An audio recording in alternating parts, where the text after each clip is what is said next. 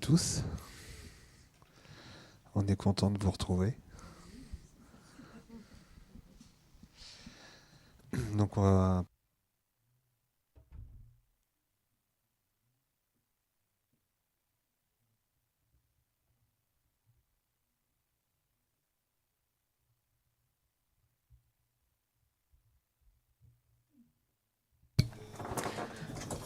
We'll begin with a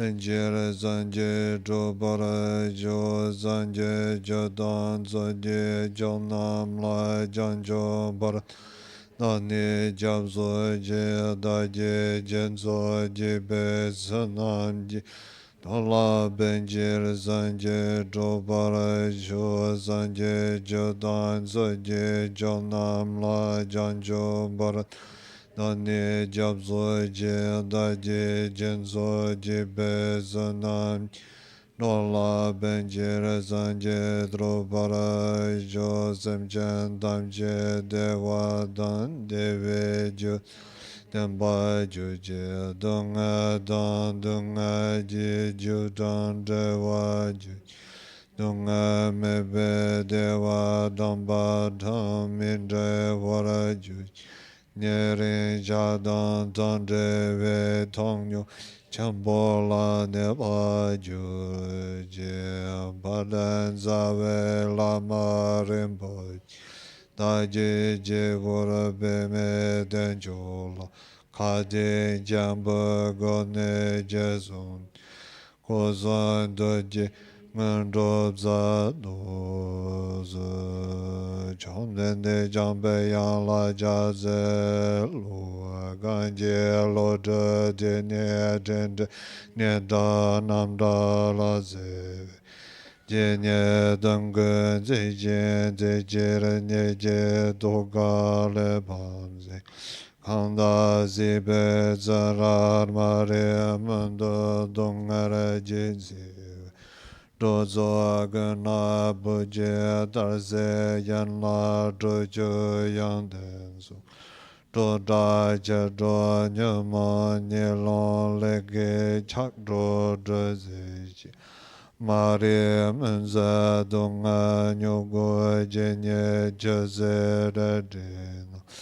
Dene da jin za ju darze yanda lozo jarze do Chura chura chuni jandri dalu munza jambe yang la du Tseda je je jara buzek dalu jimu mumba lab senni Kadan denju chunlun do pa Lo zhe babe nang wa za du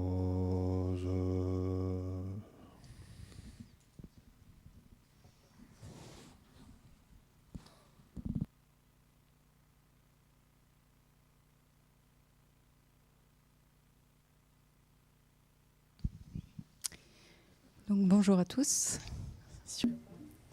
Everyone who's here with us and also everyone who's listening online.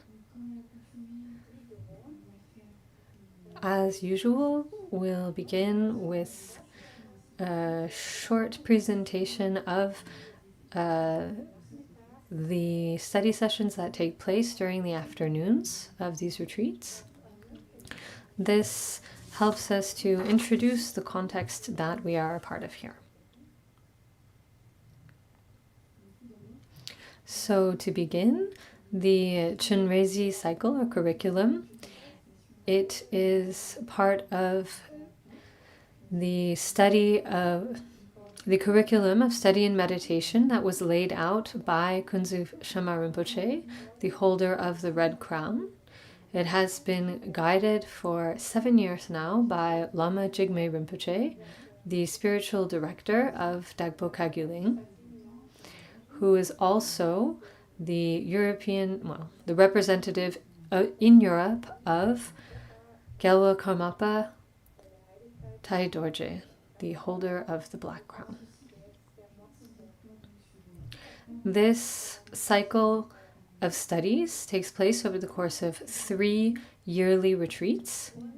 It is made up of themes to learn and meditations to apply.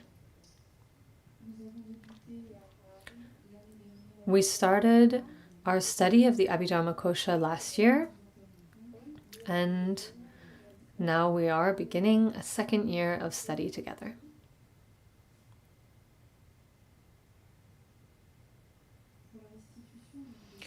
So for our presentation of this text, we're very lucky to be here in the Institute, Dhagpo's Institute.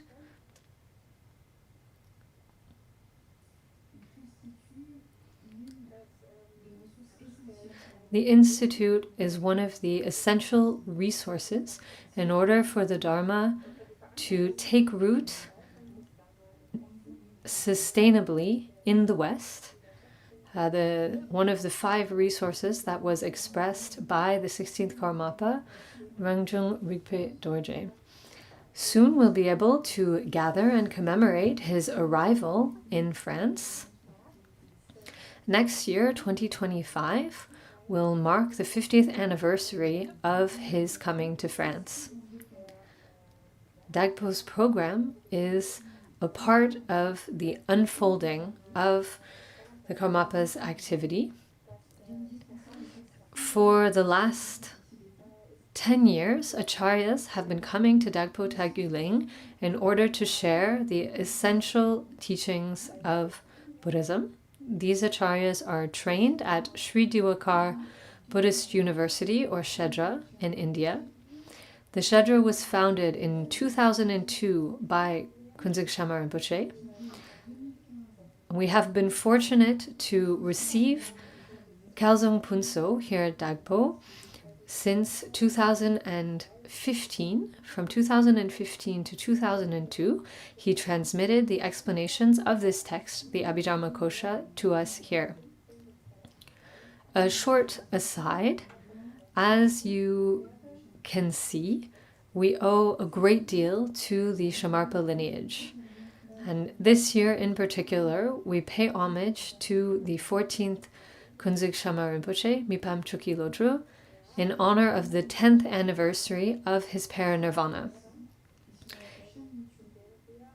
Every last weekend of the month, on Dhagpo's YouTube channel, we are sharing teachings that he gave, notably on Chenrezi practice and calm abiding meditation and profound vision meditation.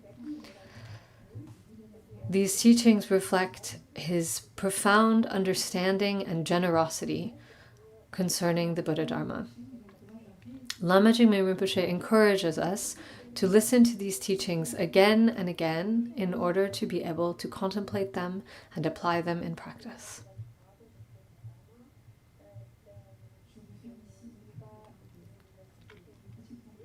So that was a short aside concerning the program. Continuing, the Institute's students alternate between periods of intensive retreat, notably a month of study and practice in January, and daily review of the teachings that we have received in the form of listening or presenting. This allows us not to forget what we have studied and to go deeper with the concepts of Buddhism that are required in order for meditation to be fruitful.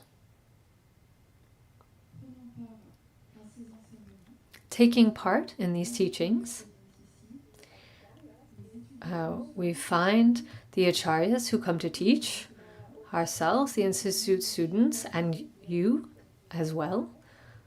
Together we are taking part in and bringing to life the activity of Dhagpo's Institute.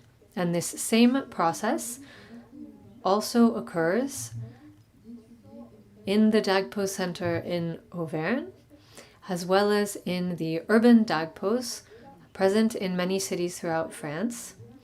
This process is also taking place in centers outside of France at Dhagpo and Bodhipath Ronchen Ulm in Germany.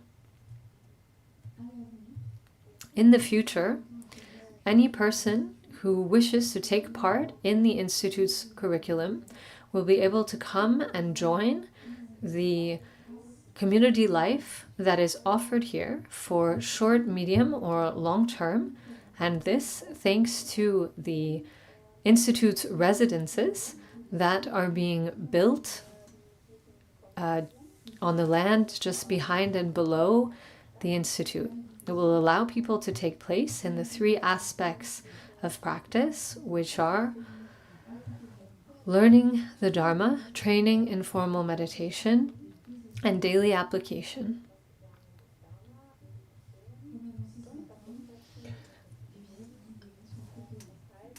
As was mentioned this morning, there are guided tours of the center offered during the time of this retreat. Additionally, it's necessary for us to continue to nurture the conditions here that are so positive in order to continue to gather the causes for these conditions to appear. And in fact, this is what we are doing together here today through our shared study of the Abhidharmakosha. Thank you so much for listening. So we'll continue where we left off last session. Before we jump back into the root text, I'll just give a short introduction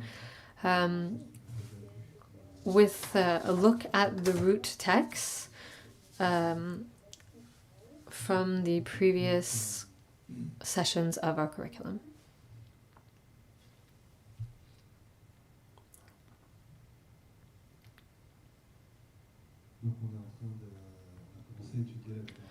We started studying the Abhidharmakosha, and when we began the study of the text itself, we saw that there is a first part that is an introduction before the first chapter begins. Within this introduction, we find the identification of the title, an homage to the Tibetan translator, and following the identification of the title and the homage to the translator, then we began with the presentation of the words and the meaning of the Abhidharmakosha. In this presentation of the words and the meaning of the text, we started with the formulation of an homage from Vasubandhu towards Buddha Shakyamuni, as well as a promise of composition before beginning the composition of this treatise. After looking at this homage and promise of composition, we then looked at the explanation of the meaning of the title. We looked at the explanation of the terms Abhidharma and Kosha. And then we entered into the concise explanation, followed by the detailed explanation of the treatise. In the concise explanation, we saw that what is contained in this treatise is a presentation or an explanation of phenomena that are associated with factors for descent and phenomena dissociated from factors for descent. And we saw that these two types of phenomena are the primary theme or subject of this work. And then, following the concise explanation, we began the detailed explanation. Within this detailed explanation, then we began with an explanation of phenomena associated with and dissociated from factors for descent. What the root text said at this point is conditioned phenomena, with the exception of the truth of the path, are associated with factors for descent because, on their basis, factors for descent completely unfold.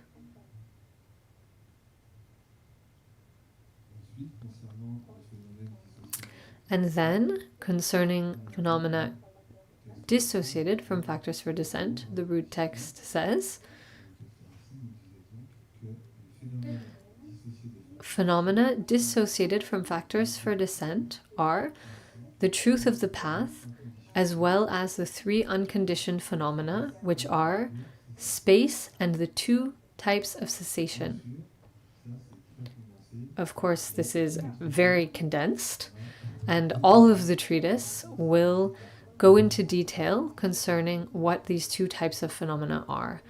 Phenomena associated with and dissociated from factors for descent. And then, to continue the introduction,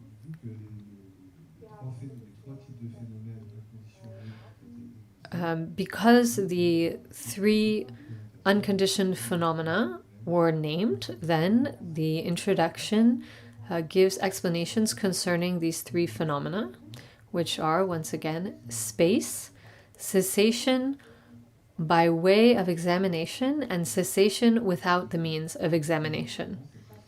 So the various points that I just presented are the points that make up the introduction to the treatise. Following this introduction, we began the first chapter, which is entitled The Presentation of the Dhatus.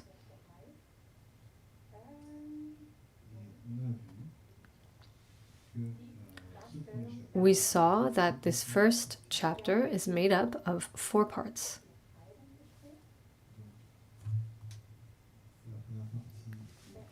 The first part is a definition of conditioned phenomena. The second part is a definition of the aggregates, dhatus, and ayatanas.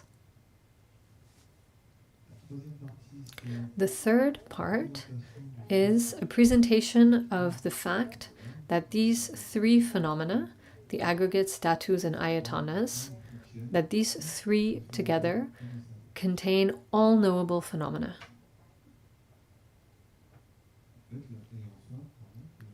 And lastly, the fourth part that makes up this chapter is called the complete classification of the dhatus.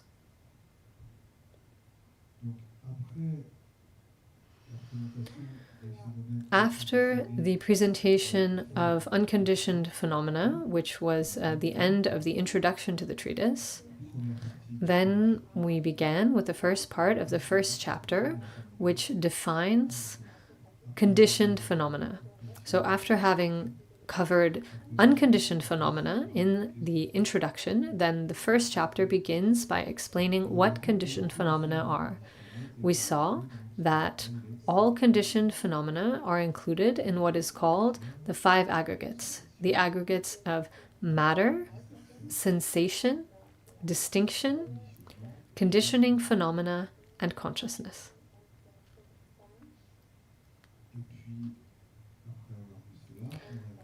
Following this, we looked at different synonyms for conditioned phenomena and for conditioned phenomena associated with factors for descent. Not all conditioned phenomena are necessarily associated with factors for descent.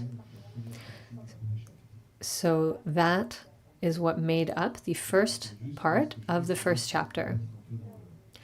What I'm doing here is I'm just, getting you back into the flow of the chapter. It can be a bit difficult to just jump straight back in. Following this first part of the first chapter, we then went into the second part. The second part is a definition of the aggregates, dhatus, and ayatanas.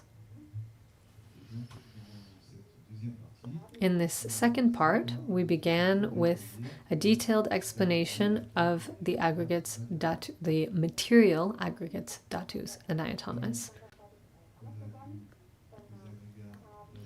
And then we looked at the aggregates, dhatus, and ayatanas that are sensation, distinction, and conditioning phenomena. And then we looked at a detailed explanation of the consciousness aggregates, dhatus, and ayatanas.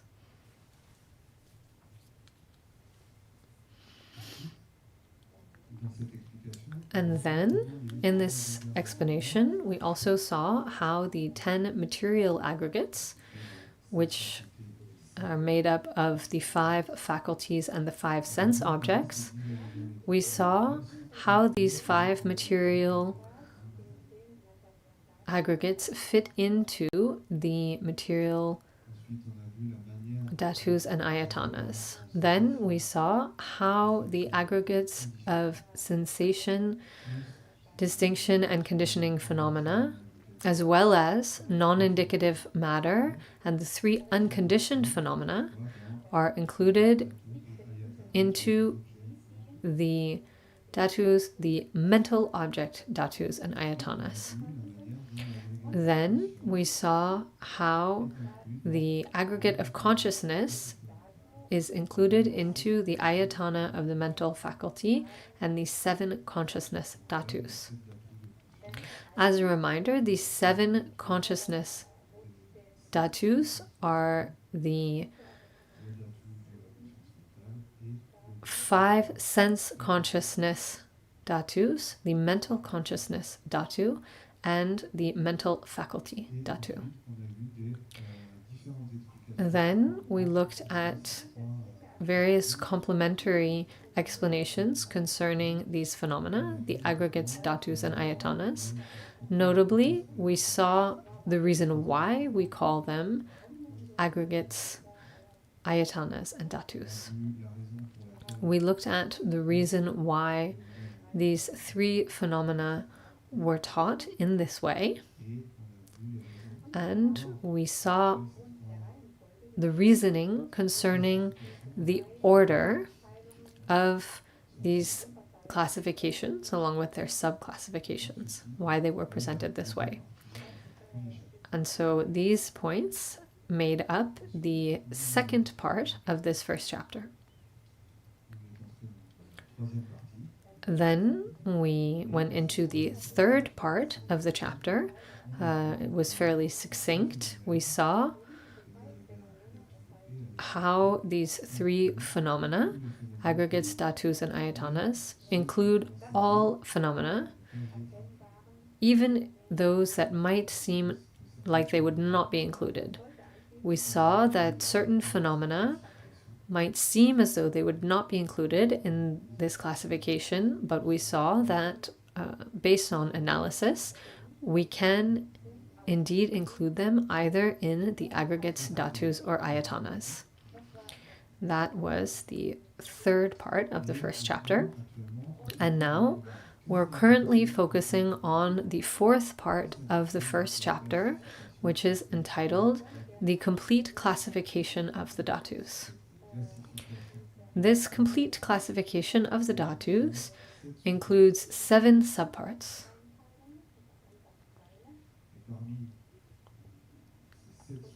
And among these 7 subsections, we've already covered a couple of them.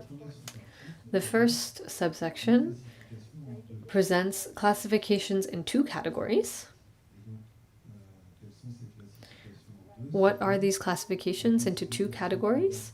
The classification into dhatus that are showable or non-showable, and the classification into dhatus that are endowed with obstruction or lacking obstruction.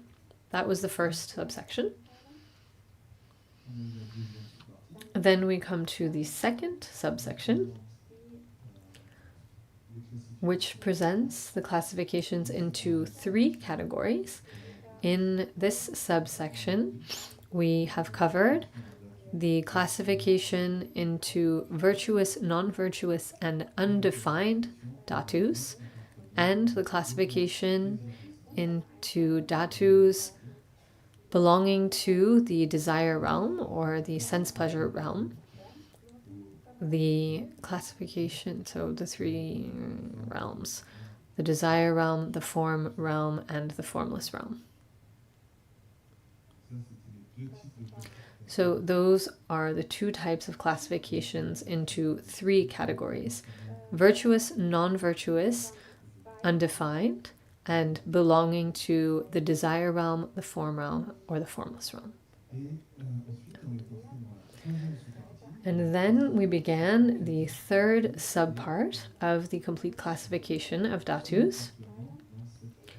And we are currently looking at this third subsection, which is entitled The Classifications into Endowed or Associated and Lacking or Dissociated.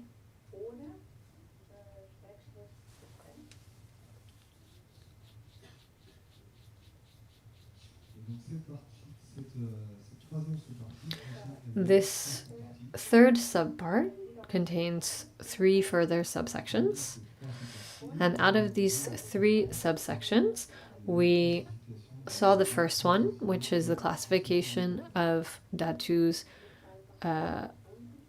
associated with or dissociated from factors for descent. So at the end, last time we left off at the end of this subsection, and so we'll begin following that. So we'll continue with the second subsection of the point that presents dhatus that are associated or endowed or dissociated or lacking.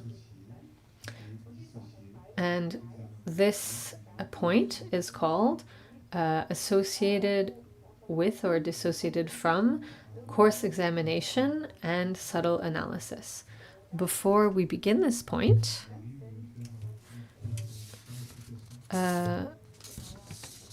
Marie had a couple of clarifications concerning some of the things that were said last time. As we said,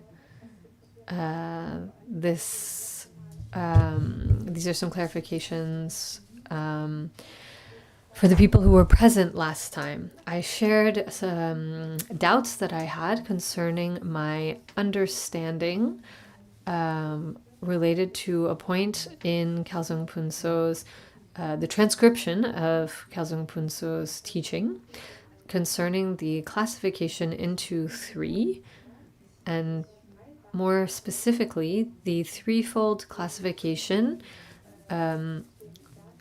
belonging to the desire realm, etc. So concerning the dhatus that belong to the desire realm, the form realm, and the formless realm. And at that point, I shared about the method that we use when we're preparing for a presentation. And notably, sharing our different understandings in our study group and asking a translator to listen to the original audio again to verify the translation or give another translation, and then also communicating with Khelzang Puntso to verify with him. But in this particular case of our last session, I had a doubt come up, but just a couple of hours before the presentation itself. So I wasn't able to carry out any of those things, and I offered to bring the point up again the next time we saw each other, which is now. So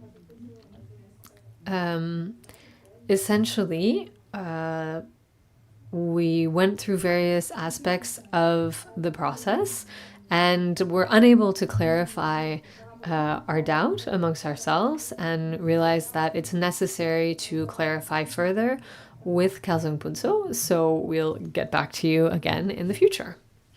So that was a pretty short point, but I did want to let you know where we were at, since I said that I would get back to you.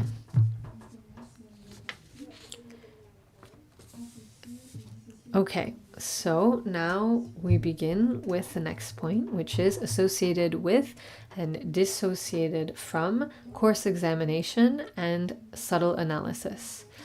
This point will present stanzas 32 and 33. Before we read through them together, we will give a short introduction to this point. It's helpful to know that the first classifications, in other words, right up to this classification we're presenting here, associated with and dissociated from course examination and subtle analysis. The previous classifications were relatively simple. This is what Khelzang Puntso told us. He says that this one is more difficult, and that in order to understand this point, there's certain information that it's necessary to know ahead of time. So now we'll go over the 3 prerequisite points. The first is what course examination and subtle analysis are.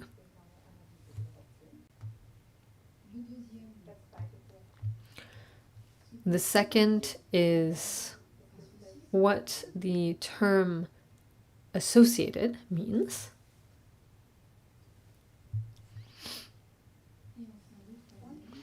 And then the third point, introductory, is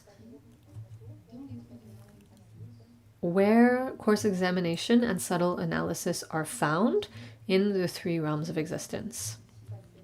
So again, these 3 introductory points, what course examination and subtle analysis are, what the term associated means, and where course examination and subtle analysis are found in the 3 realms of existence.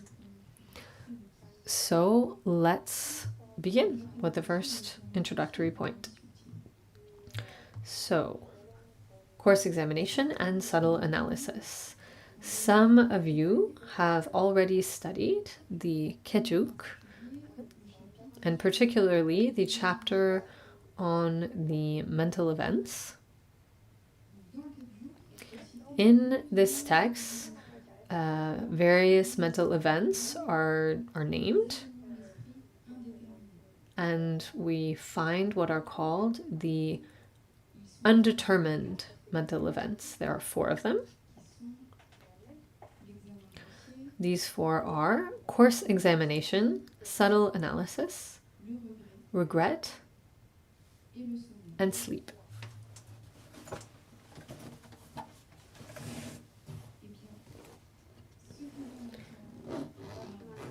What is being referred to here when we say course examination and subtle analysis? This refers to these 2 of the 4 undetermined mental events.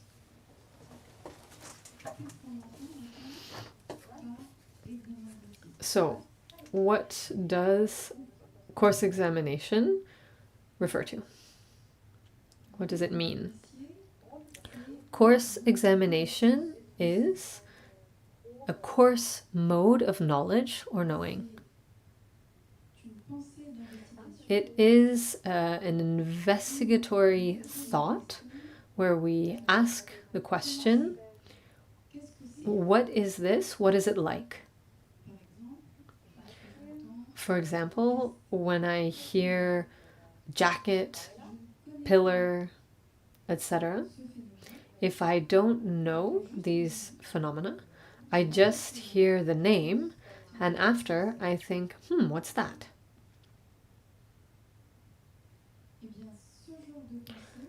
This type of thought is course examination.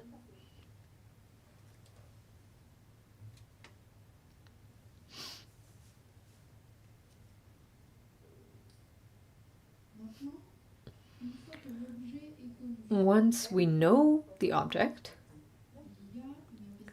Then there is investigation into the details.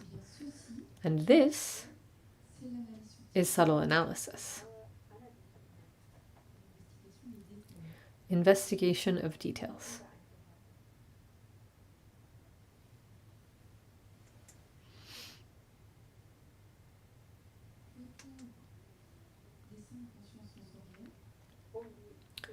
Around the 5 sense consciousnesses, coarse examination and subtle analysis are present. Khelzang Puntso repeats the fact that this is difficult to understand. He says that it is a process that is so subtle that we cannot see it.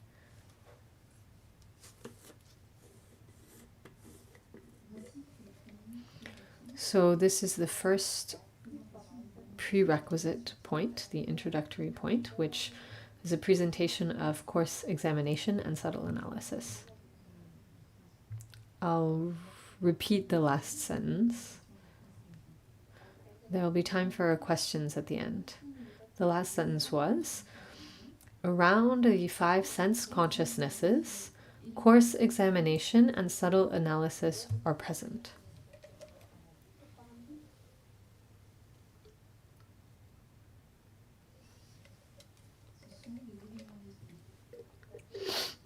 They are mental events.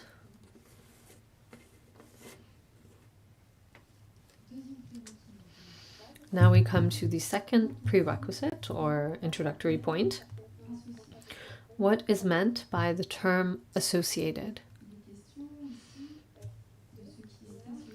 This concerns what is associated with coarse examination and associated with subtle analysis. But what does this term, associated, mean?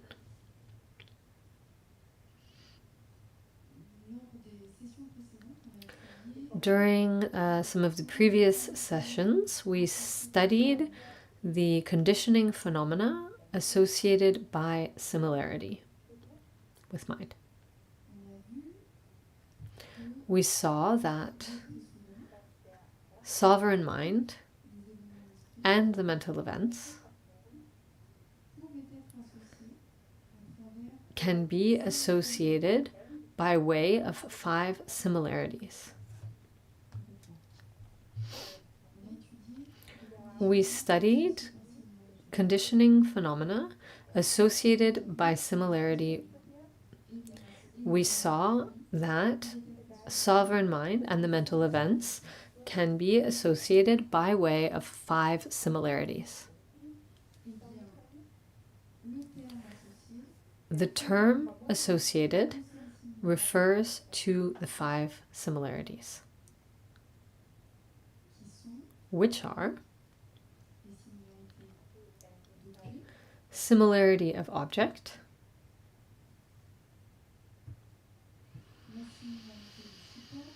similarity of support,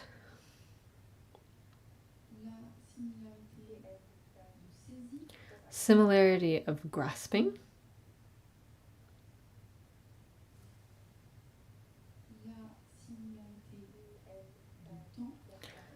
similarity of time,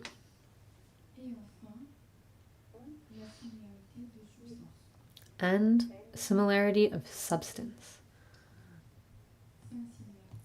5 similarities: object, support, grasping, time, and substance.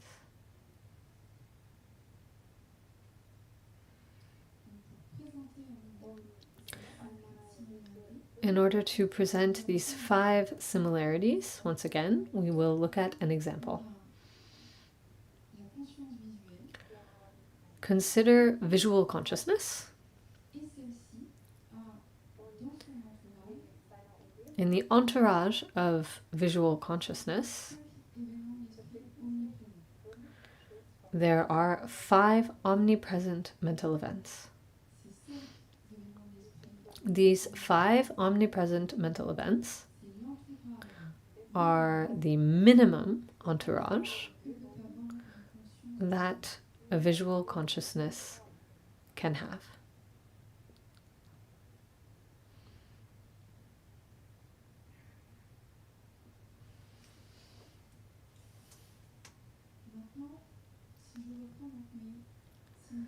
So now we'll go over the similarities with this example. Similarity of object. This visual consciousness and the 5 omnipresent mental events focus on the same object.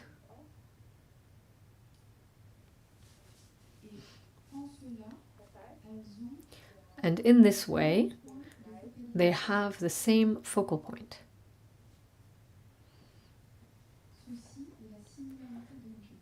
This is similarity of object. They focus on the same object.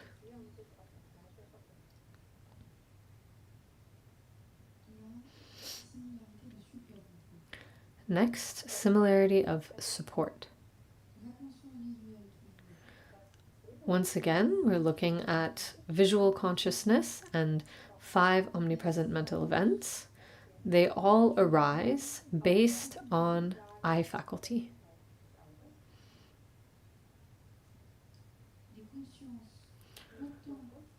Both the consciousnesses and mental events rely on the same support.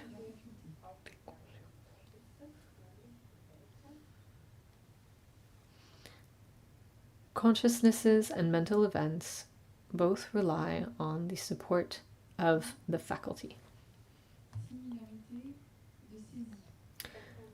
Next, similarity of grasping. This concerns the way of grasping for visual consciousness and for the omnipresent mental events. The way of grasping is the same.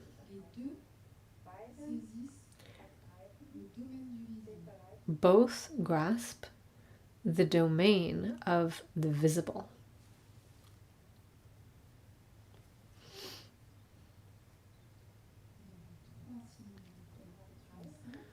We've now covered 3 out of the 5 similarities.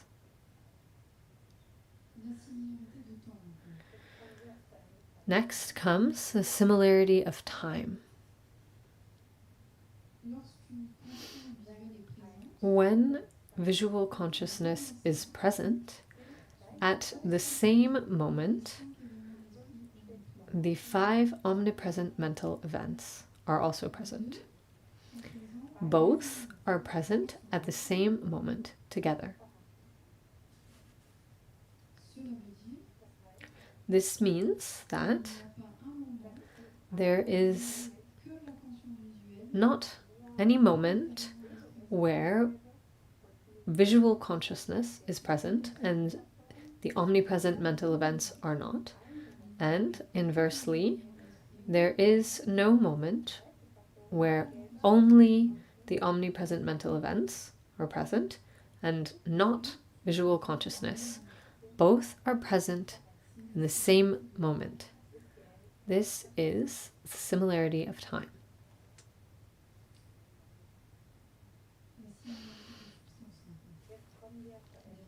Now we come to the final similarity, similarity of substance.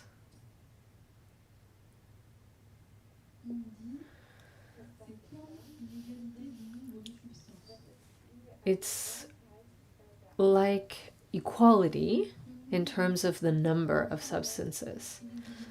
Consider the consciousness and the mental events. Sometimes consciousness has an entourage, and sometimes the mental events themselves have an entourage.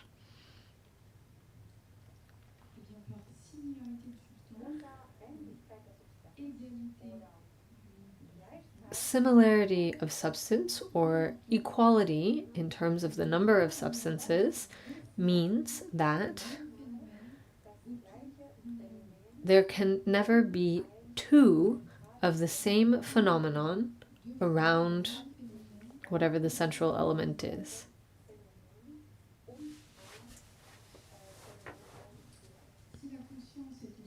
If consciousness is the central element, then there cannot be another consciousness associated.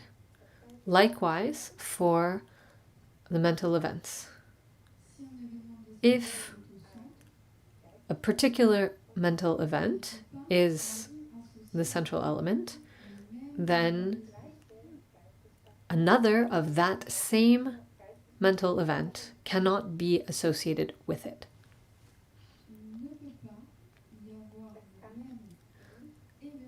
We cannot find the same mental event or the same consciousness associated with itself.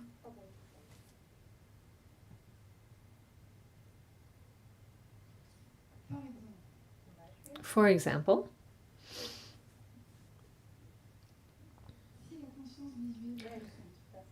if visual consciousness is the central element, and it has this entourage of the 5 omnipresent mental events, then there cannot be 2 sensations associated with this visual consciousness. There cannot be 2 impulses associated with this visual consciousness. There cannot be 2 distinctions associated with this visual consciousness. There cannot be 2 attention focuses nor 2 contacts associated with this visual consciousness.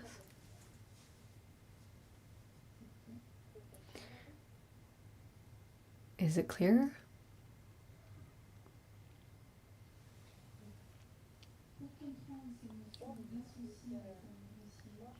In order to understand these ideas associated with course examination and associated with subtle analysis, it is very important to keep in mind similarity of substance, equality in terms of the number of substances.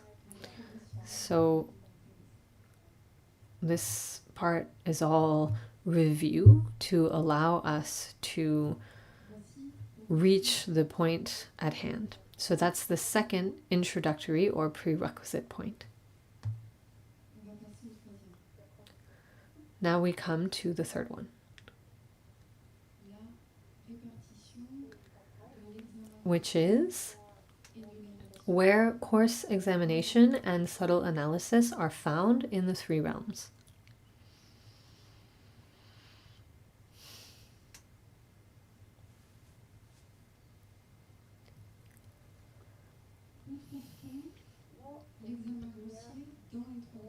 Where do we find course examination in the 3 realms? Where do we find subtle analysis in the 3 realms? That's what we're going to look at now. Let's begin with the desire realm or the sense pleasure realm. In this realm, we can find the 6 consciousnesses, the 5 sense consciousnesses, and mental consciousness. And we also find all 46 mental events, including course examination and subtle analysis.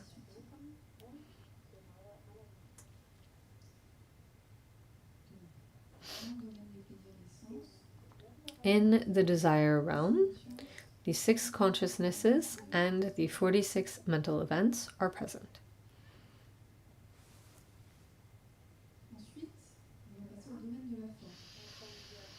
Next, we'll look at the form realm.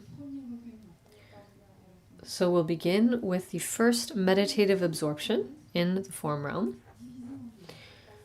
We can divide this first meditative absorption into 2. The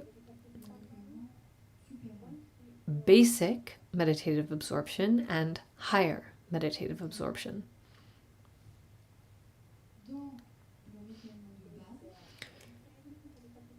In the basic meditative absorption, we find all of the mental events.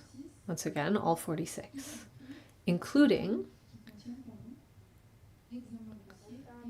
course examination and subtle analysis. However, not all of the sense consciousnesses will be present. We covered this during our last session as well. In this meditative absorption, taste consciousness and tongue consciousness and nose consciousness or olfactory and gustatory consciousness are not present in the form realm.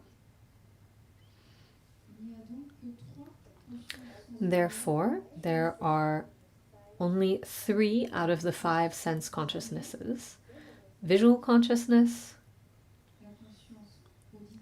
auditory consciousness, and tactile consciousness.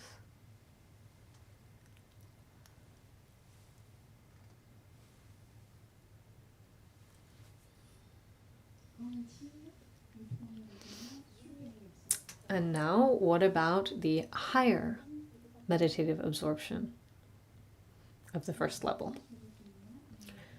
In this meditative absorption, we no longer find course examination.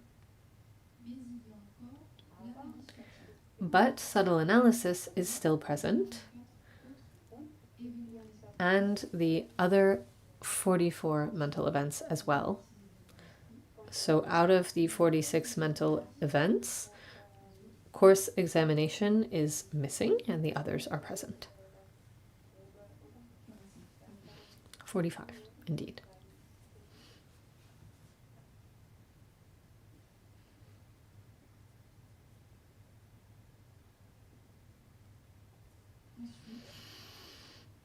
And then, starting from the second meditative absorption of the form realm and all the way up to the peak of existence, we no longer find course examination or subtle analysis.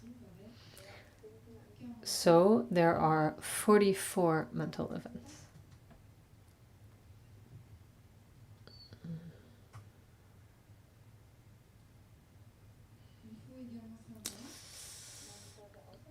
But not all the way to the top. It's also necessary to know that mental consciousness is present in all 3 realms of existence. Mental consciousness is present in all 3 realms of existence.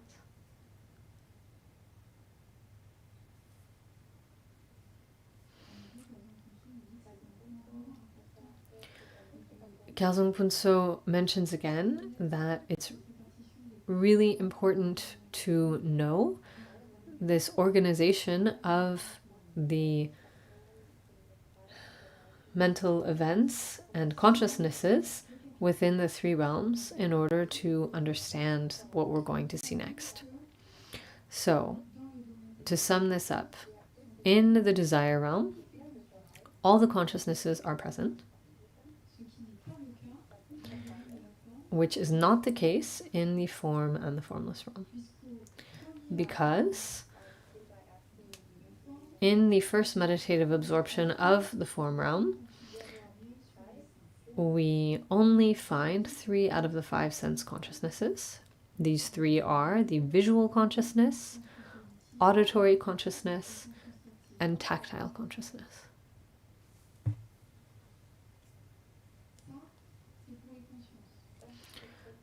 That's concerning the consciousnesses.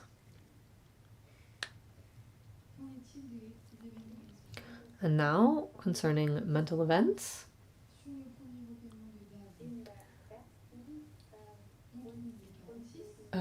In the basic level of the first meditative absorption, we find all 46 mental events both course examination and subtle analysis are present. Within the higher level of the first meditative absorption, course examination is no longer present. So there are 45 mental events. And then, from the second meditative absorption, we also no longer find subtle analysis, which brings the number of mental events present to 44.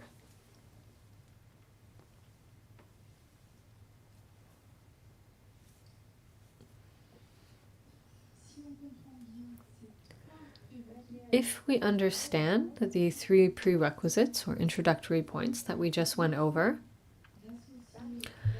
then the idea of what is associated with and dissociated from course examination and subtle analysis will appear clearly. And now we'll look at the stanzas.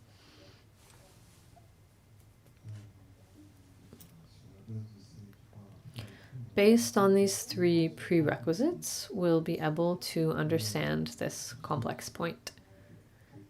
For those who may not have been here during the previous sessions, we talked about, just now we've mentioned, the 46 mental events, the three realms. These are subjects that we don't go into a lot of detail on in the first chapter. They are developed in much more detail later on. The 46 mental events, for example, are explained in detail in the second chapter. And the three realms, the desire realm, form realm, and formless realms, are described in great detail in the third chapter. So these things, more details come a bit later. In any case, after having listened to these three prerequisite points, we will begin the point itself, which is associated with and dissociated from course examination and subtle analysis.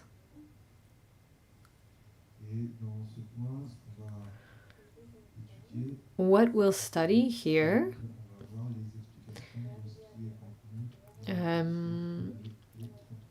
is in fact the explanations of stanzas 32 and 33 of the root text.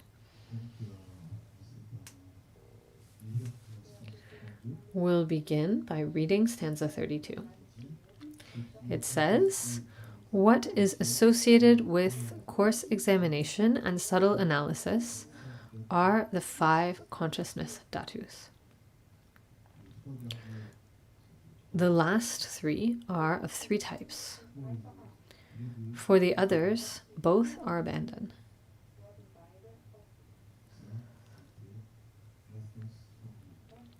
That's stanza 32.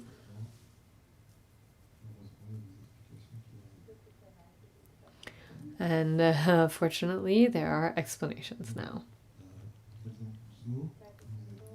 Khelzang Puntso then told us, out of the 18 dhatus, some are associated with course examination and subtle analysis, some are exempt from or dissociated from course examination and subtle analysis, and some can be 3 different types. They can, in other words, they can either be associated with course examination and analysis, subtle analysis, or free from course examination and subtle analysis, or dissociated from course analysis and associated with subtle analysis. Course examination, sorry. So, once again, out of the 18 dhatus, some are associated with course examination and subtle analysis, some are dissociated from course examination and subtle analysis, and some can be 3 different things. In other words, they can be either associated with course examination and subtle analysis, or dissociated from course examination and subtle analysis, or dissociated from course examination and associated with subtle analysis.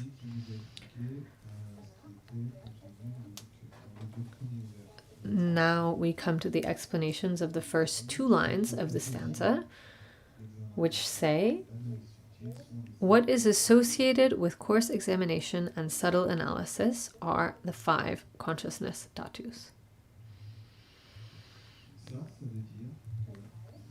This means that the 5 dhatus, that are the 5 sense consciousnesses, visual consciousness up through tactile consciousness,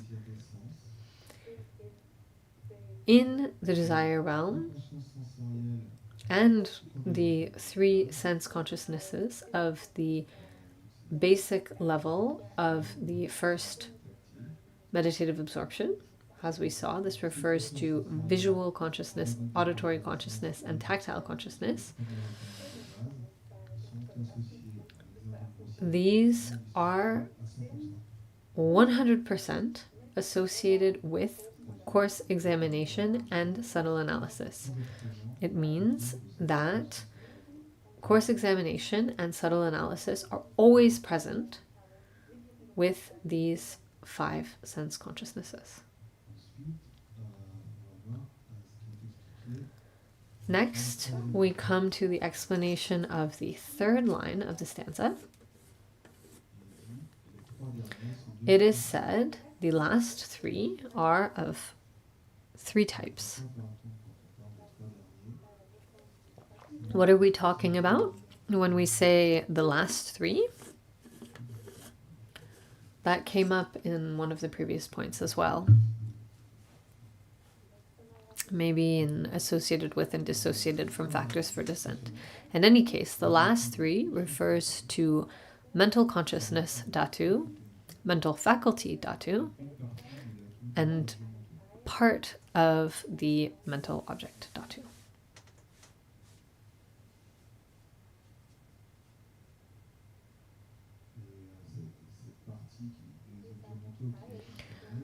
And the part of the mental object dhatu that is concerned here refers to sensations, distinctions, and conditioning phenomena associated by similarity with mind. The conditioning, I think somebody just asked for repetition, conditioning phenomena associated by similarity with mind.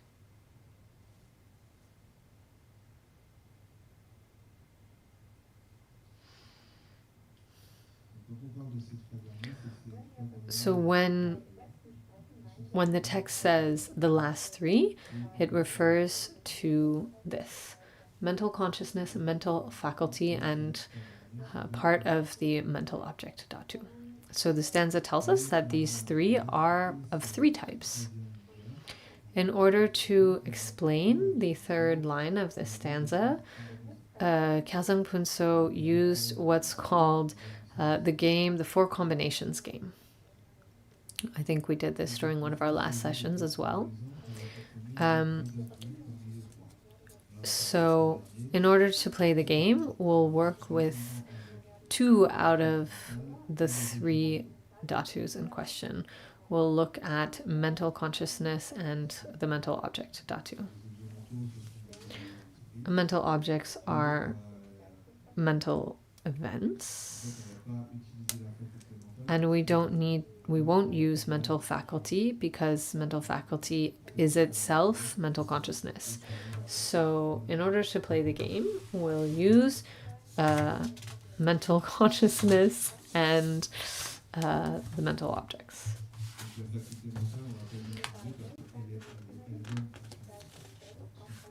We won't use mental faculty because it's included in mental consciousness.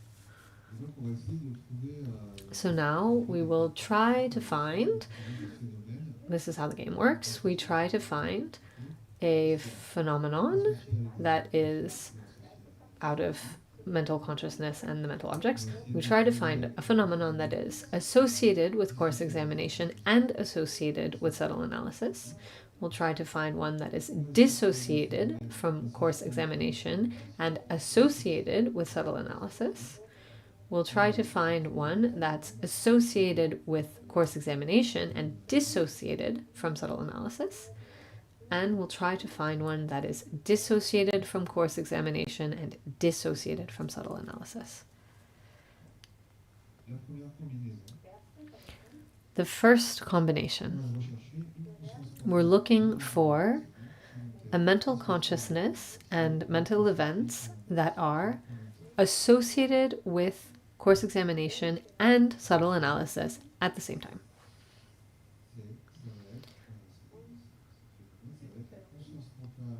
This phenomenon can be mental consciousness and the mental events of the desire realm and the basic meditative absorption, but with the exception of coarse examination and subtle analysis themselves.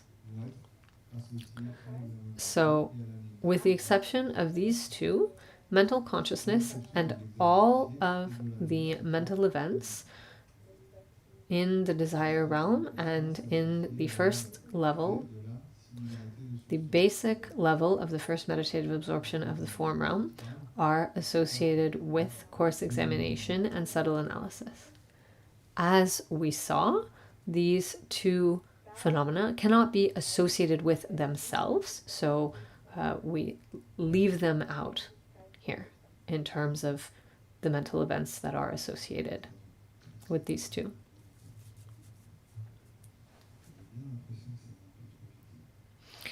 It seems like I'm going a little too fast. I'll slow down. That was the first combination. Now we come to the second combination. We're looking for a phenomenon that is dissociated from coarse examination and associated with subtle analysis.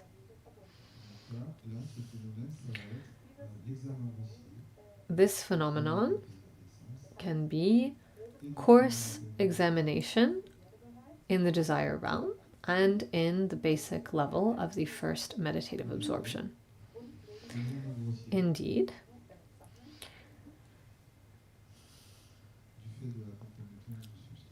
due to similarity of substance, coarse examination cannot be associated with itself. However, it can be associated with subtle analysis because they are not the same mental event.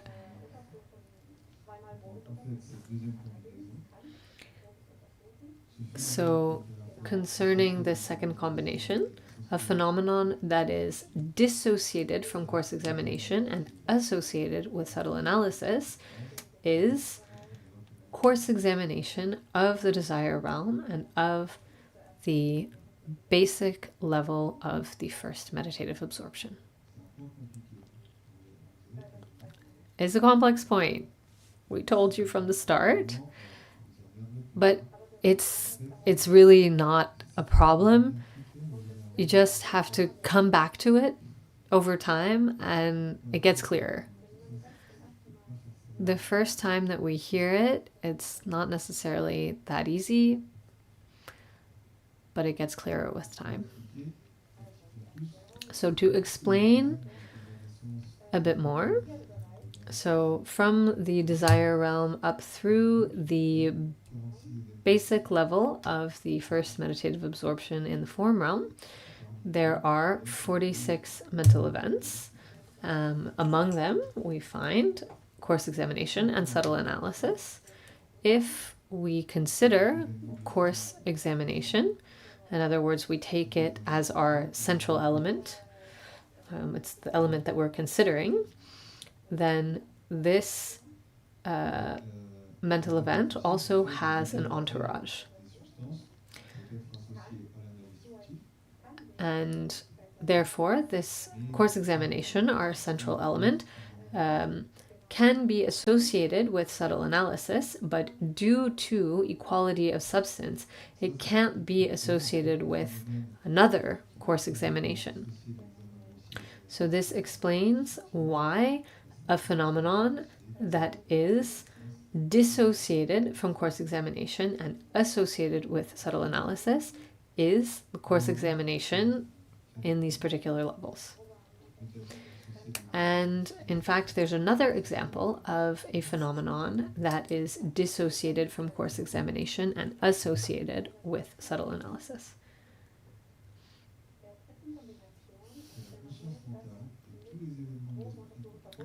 And this is mental consciousness and all of the mental events of the higher level of the first meditative absorption of the form realm, with the exception of subtle analysis itself. So once again, this is an example of another phenomenon that is dissociated from course examination and associated with subtle analysis. And once again, this phenomenon is mental consciousness and all of the mental events of the higher level of the first meditative absorption of the form realm, with the exception of subtle analysis. So why will all of these phenomena be dissociated from course examination and associated with subtle analysis? As was explained in the prerequisite point, in fact, at this particular level, course examination is no longer present. So all of these phenomena are naturally dissociated from course examination. And of course, we say with the exception of subtle analysis, we can't include subtle analysis because subtle analysis cannot be associated with itself. There can't be two subtle analysis present. So this is another example of phenomena that are dissociated from course examination and associated with subtle analysis. Mental consciousness and all of the mental events of the higher level of the first meditative absorption of the form realm, where, once again, course examination is no longer present, but subtle analysis is present. Now we come to the third combination.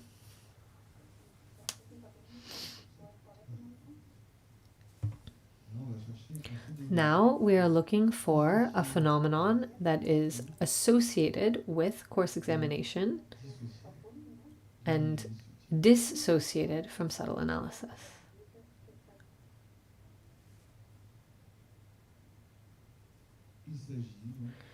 So this phenomenon is subtle analysis that we can find in the basic level of the first meditative absorption or in the desire realm. Once again, we're looking for a phenomenon that is associated with course examination and dissociated from subtle analysis. And the example of this is subtle analysis that is found in the basic level of the first meditative absorption or in the desire realm. It's associated with course examination because course examination is present in these levels, but it is not associated with subtle analysis due to equality of substance. It cannot be associated with itself.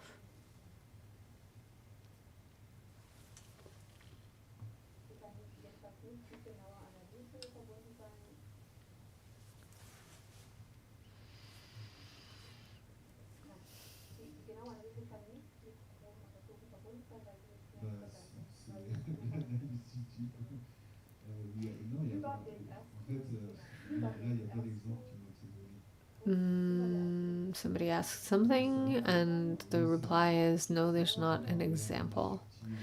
It's necessary to know that when we talk about mental consciousness and subtle analysis present in the desire realm or in the basic level of the first meditative absorption, we're talking about the mental consciousness and mental events of an individual present in these realms. There's no other example here.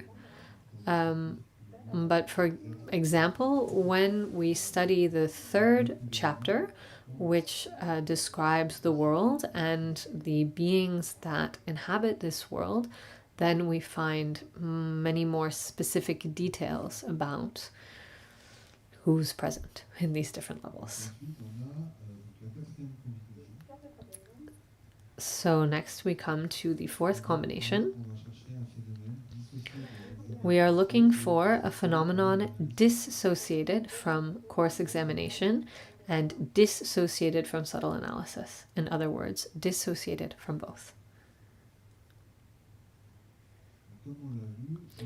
As we saw, in the higher level of the first meditative absorption, course examination is no longer present.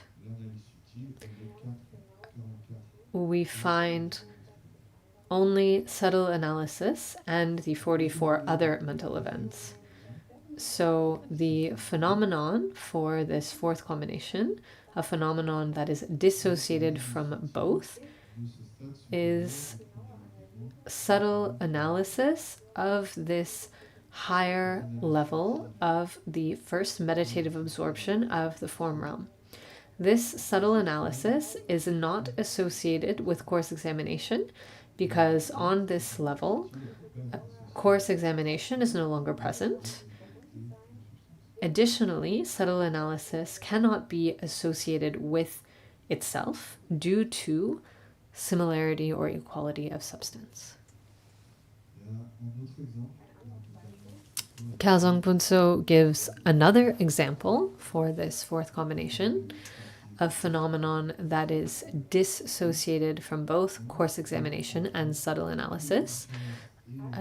This could also be all of the consciousnesses and mental events that are present from the second meditative absorption all the way up to the peak of existence. All of these phenomena are not associated or are dissociated from both course examination and subtle analysis because from the second meditative absorption on, neither of these two mental events are present.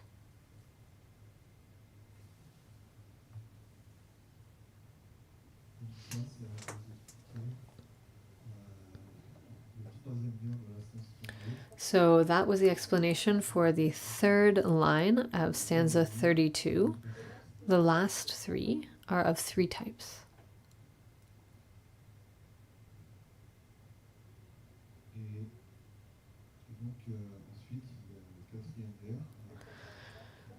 So then the fourth line reads, for the others, both are abandoned.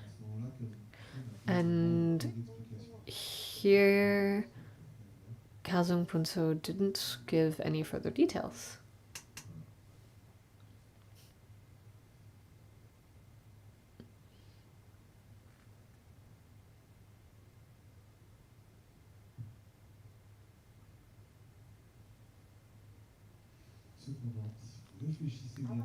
Nevertheless, if you think about it, we won't say something that wasn't said.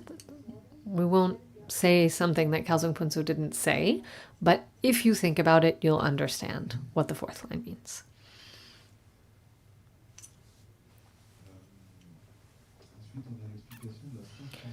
Next comes the explanation of stanza 33, but I'm a bit concerned that we don't have time for it.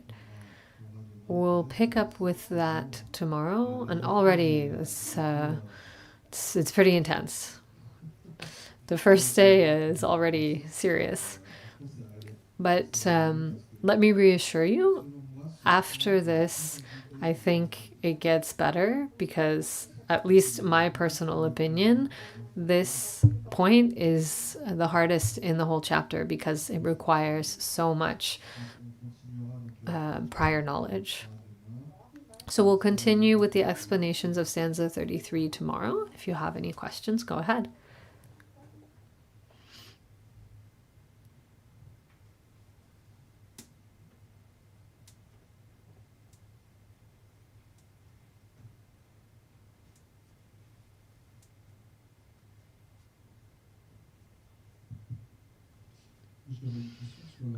I have a question about the methods concerning working after the presentation is done here. I can see that I kind of zone out pretty quickly, and I would really like to work on these subjects and kind of, I don't know, create some kind of mind map for myself. Maybe I could create a document on the computer where if I click on a certain term, then it takes me to the definition or to the examples. And yet on the other hand, I think, well, if it's presented in this way, then maybe the point isn't to create some other thing myself. Well, I mean, you can do what you want. Anything that you do to helps you understand and integrate, I think, that can be worthwhile. But the other thing that's worth saying is that everything that we're looking at in the first chapter and also the second chapter, it's a general presentation of knowable phenomena. And so we're hearing about the 3 realms, the 46 mental events, meditative absorption, all of these different subjects that aren't explained in detail.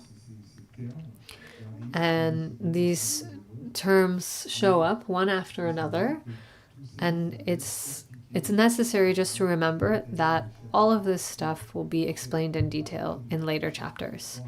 That from chapter 3 all the way through chapter 8, everything is described very precisely in detail. It's worth, sticking with it. If we have some prior knowledge from studying the entry to the state of a pandita, it can be helpful. But if we don't have any, it can be discouraging. It's not necessarily a lot of fun. But as we continue and as we get to the details, I promise you, we're happy once we get to the end, and we're excited to go back to the beginning, in fact, with all of the explanations that we've had, and look at what was really complicated in the beginning and see that, in fact, it's become more accessible. So I hope that encourages you. I also think, so here, the context that we find ourselves in here is a presentation, a repetition. We're repeating exactly what we received. The point of this is to avoid mistakes. Additionally, each of us has our own study habits, our own methods for working with information. Of course, we are subject to making mistakes. And so one of the methods for avoiding these mistakes is coming back to the text, really making sure that what we understand matches what is explained in the text. And additionally, another point that Rinpoché emphasizes again and again here in Dhagpo and also in the KTTs and for all those who come to study here is to study in group, work together, to compare our understanding, to prevent errors and help us develop together in this process.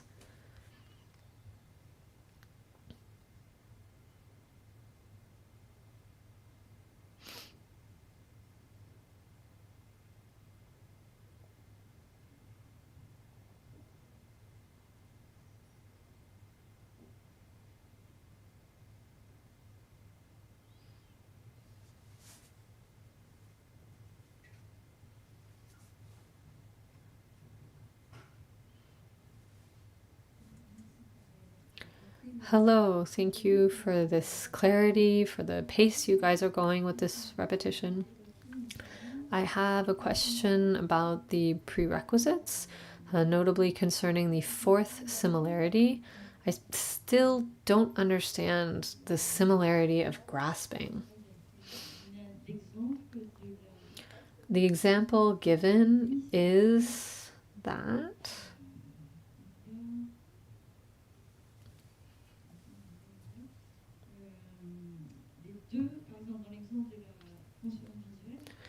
concerning visual consciousness, both grasp visible domain. I don't understand what that means.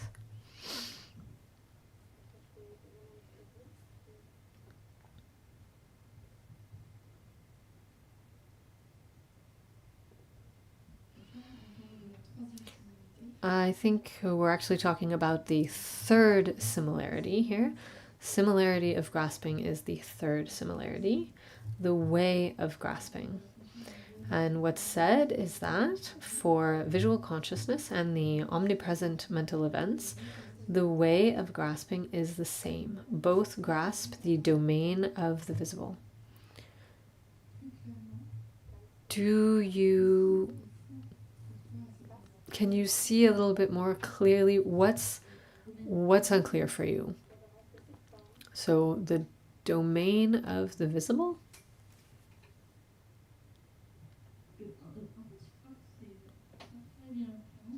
I have a hard time understanding the difference between they grasp the same object and they grasp the domain of the visible. I'm not sure of the difference.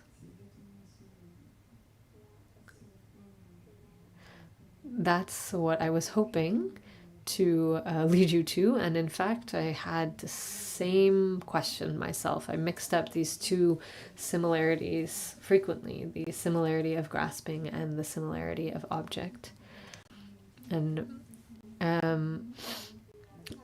in many locations in the text where explanations about these two are given, the explanations are almost word for word the same.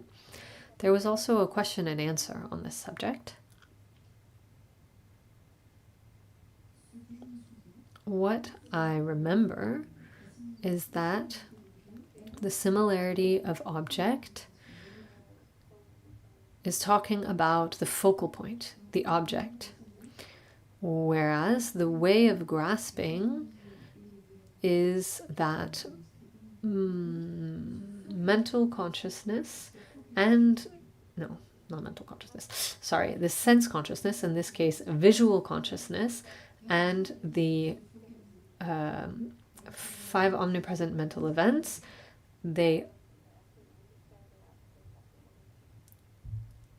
grasp the visible domain. It's the way of grasping. The focus is on the way of grasping. If you go back to the explanations from the first times, that the first time that we studied these 5 similarities, this similarity was called the similarity of aspect, and the explanations are a little bit clearer. What's said is that both consciousness and the mental events focus. They both do this work of focusing on the object.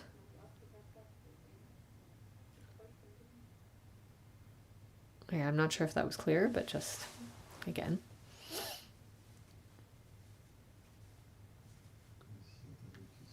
If there aren't any further questions...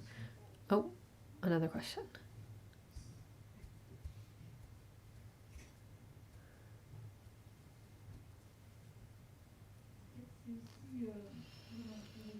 About the prerequisites again. Why is mental faculty...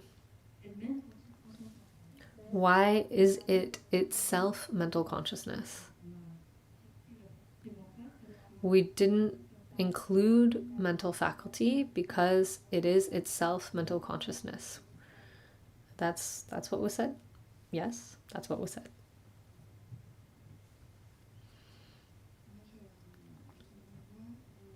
In this case, I will orient you towards what we went over last session.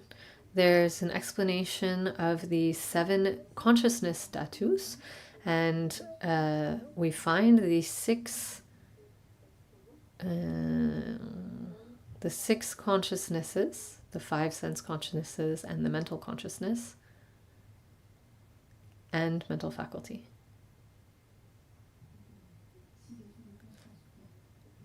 6 consciousnesses and the mental faculty consciousness.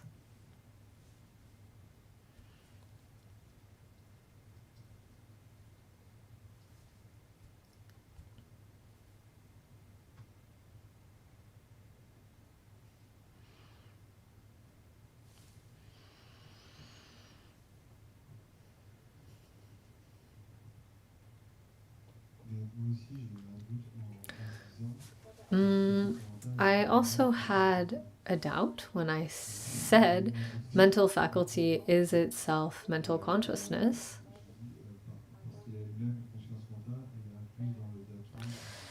Because to say that it's mental consciousness and so it's included in mental consciousness. In fact, if we come back to the definition, mental faculty is one of the 6 consciousnesses that has just ceased to benefit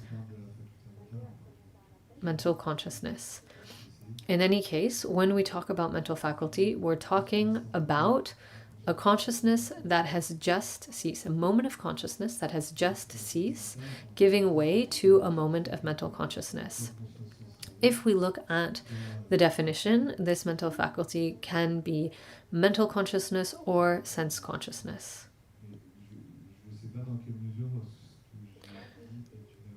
I'm not sure if what I said is a mistake or not, though, that mental faculty is mental consciousness.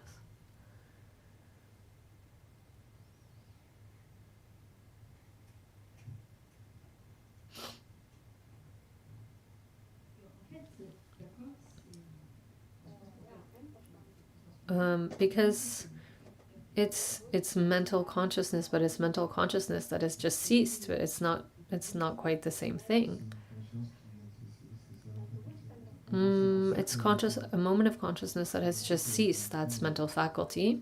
That's how it's defined. I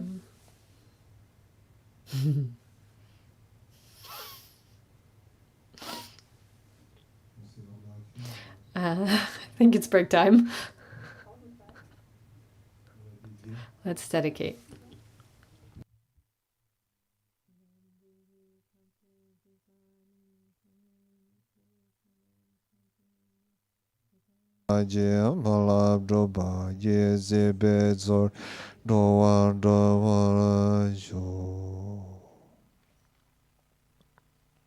Merci et à demain.